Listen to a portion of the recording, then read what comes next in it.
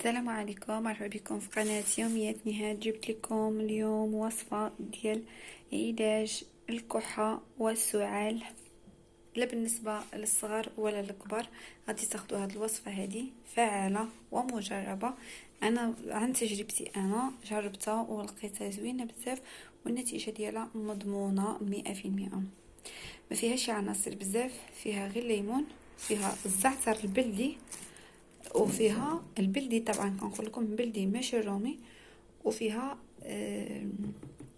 زيت العود، زيت الزيتون، فيها العسل الحرة.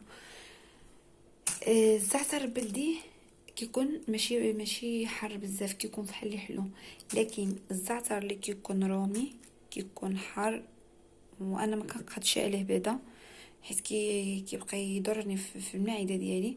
لهذا كنتفاداه نهائيا، كنستعمل غير البلدي، واخا كنديرو قوي شحال ما درتو ما كيدير لي حتى شي حاجه، مزيان وكنحس به خفيف. ولكن الرومي واخا دير منه غير شويه فما نقول لكمش يعني واحد حر بزاف.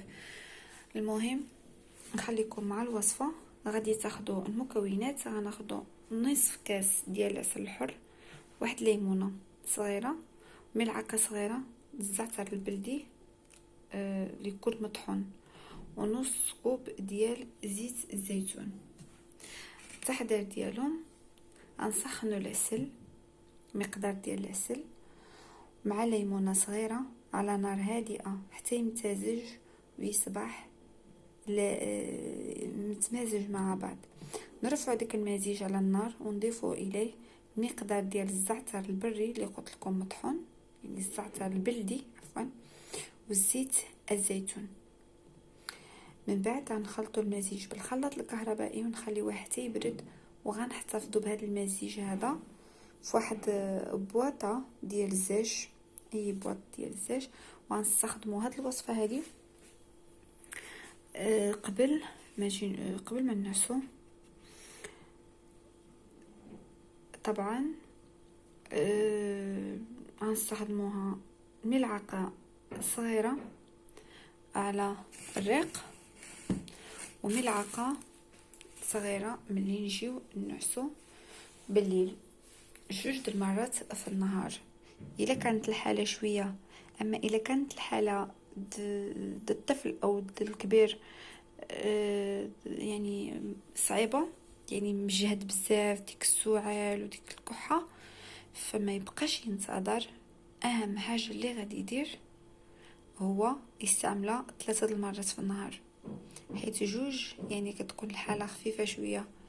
يعني بحال غتاخد واحد السيرو، انت غتصاوب السيرو ديالك في الدار بالعسل. انا كنت خديت السيرو فيه الحامض وفيه العسل وفيه الزنجبيل، 3 د المواد بشي 80 درهم او كدا، 80 درهم على 90 درهم. 90 درهم. وانا على ديك ملي قريت المكونات ديالو داكشي اللي فيه ومكتوبه فيه طبيعي. لهذا الا كان طبيعي غناخذ ليمونه بدرهم، وزيت العود غادي تكون عندي في الدار طبعا، والعسل غادي تكون حره عندي في الدار، ضروري كنخليها للدواء.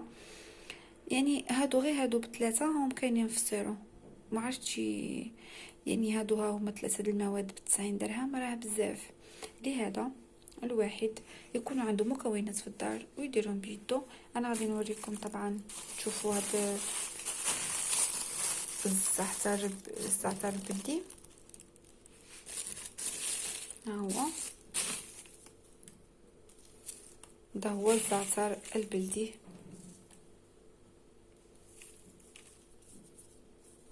الرائحه ديالو عطره وقويه، واللون ديالو كيجي خديد شي شويه خضر على اخر كيجي بحال كحل بحال محروق. هذا كيجي زوين حيت انا ما عنديش الاناره مزيان ملي ما كيبان لكمش خضر. وقبل ما تستعملوا هذه الوصفه هذه طبعا غادي تجيبوا ديك البواطه الزاج وغادي تخلطوها مزيان، وعاد غادي تستعملوا ديك الخليط هذا اللي غادي تشربوا. بألف صحة وعافية، والله يشافي الجميع. وإلا عجبكم الفيديو ديروا له جيم، اشتركوا في القناة باش يوصلكم كل جديد ديالي، وإلى اللقاء.